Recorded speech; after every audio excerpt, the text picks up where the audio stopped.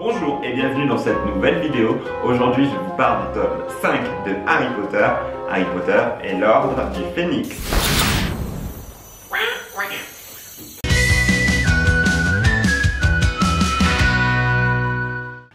Alors, on en est au tome 5. Encore une fois, J.K. Rowling, donc l'auteur, nous a pondu un pavé, un truc gros comme ça à lire.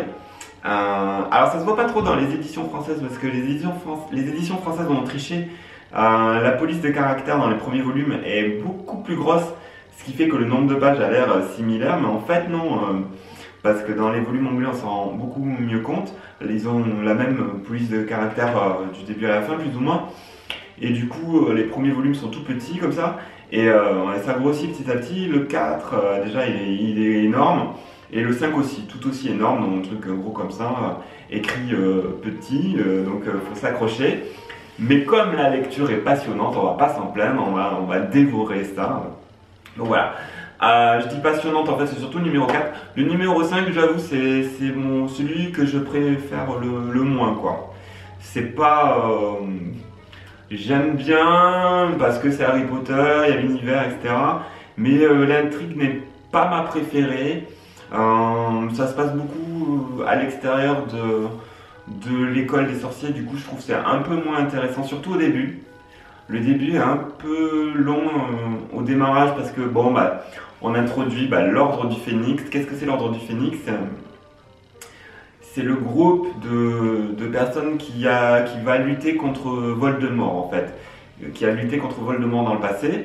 Et donc là, l'Ordre du Phénix se réunit à nouveau, parce qu'il y a une menace qui plane sur le monde des sorciers, et donc on découvre qu'il y a certains professeurs de Harry qui font partie de l'Ordre du Phénix, notamment le professeur Rogue. On s'étonne de le voir là. Il y a les parents de Ron, il y a le professeur Sirius Black, il y a des nouveaux personnages comme ça qui arrivent, et qu'on découvre. Alors ça prend du temps un peu de les introduire. Chacun a son histoire, son passé, voilà. Ça c'est intéressant, mais bon, on s'en passerait. Une introduction c'est toujours compliqué. Et donc voilà, on finit quand même par arriver à l'école des sorciers. Et là, une nouvelle intrigue se met en place autour de Harry. Un nouveau professeur arrive, qui est envoyé par le ministère de la magie. On découvre aussi dans ce volume-là l'importance du ministère de la magie, qui est un peu, c'est un groupe de politiciens magiciens qui veulent un peu prendre le pouvoir sur le monde de la magie par l'autorité, par la loi. Ils mettent des bâtons dans les roues à Dumbledore, ils essaient de faire expulser Harry. Vraiment, on sent qu'ils sont pas bienveillants. Alors on n'a pas de preuves, mais c'est des personnages qui sont pas sympathiques, les personnages du ministère. On sent qu'ils veulent vraiment prendre le pouvoir. Ils décident d'envoyer un professeur en espion, plus ou moins. Enfin, c'est pas vraiment un espion parce que clairement le professeur dit voilà, moi je suis là, je suis envoyé par le ministère pour rétablir l'ordre à l'école. Et ce professeur est absolument horrible, insupportable. C'est une bonne femme là, tout habillée en rose bonbon, mais qui est super sadique. Elle est horrible, elle est méchante, elle torture Harry par moments, elle lui fait des punitions gratuitement parce que lui ose dire la vérité, dire mais attendez, ce que vous faites c'est pas juste, etc. Donc du coup à chaque fois il se fait punir méchamment. Enfin, c'est une ambiance assez d'oppression, c'est pas un complot, c'est pire que ça, c'est une domination politique on se retrouve un peu dans un système totalitaire, quoi, où on peut pas trop dire ce qu'on pense, on est obligé de surveiller à qui on fait confiance, on peut pas parler de tout, du coup, dans ce climat de répression, Hermione, Ron et Harry décident d'organiser un groupe secret avec les amis étudiants qui veulent continuer à apprendre la magie, notamment pour lutter contre les forces du mal, parce que ce cours est quasiment supprimé. Alors ils se demandent, et à juste titre, mais pourquoi on veut nous empêcher de nous défendre? Pourquoi on veut nous empêcher d'apprendre des tours de magie pour lutter contre les forces du mal? C'est bien qu'il y a quelque chose qui se trame, c'est bien que quelque part les forces du mal ont pénétré le ministère de la magie et on veut nous empêcher de combattre.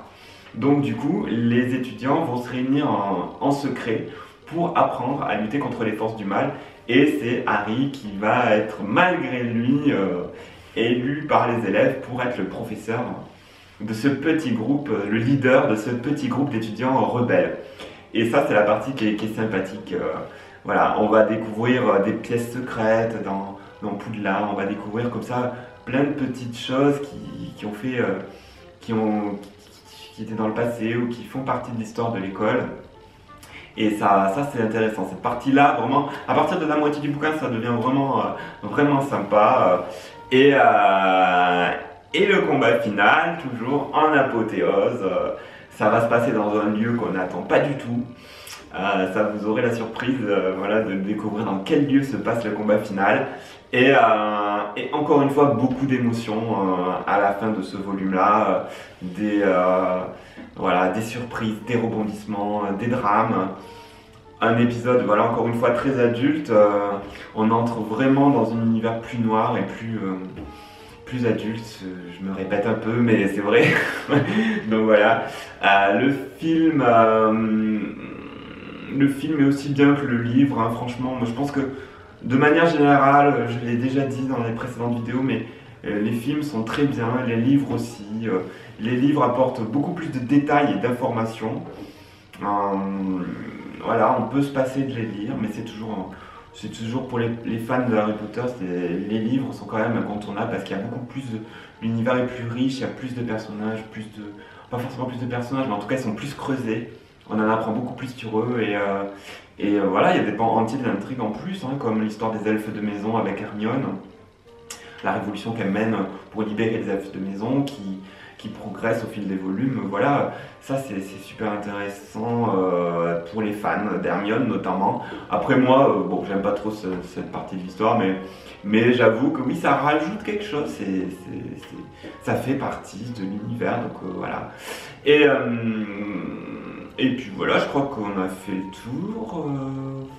Voilà, il ne me reste plus qu'à vous inviter à me suivre sur la prochaine vidéo pour le tome 6 de Harry Potter. A bientôt.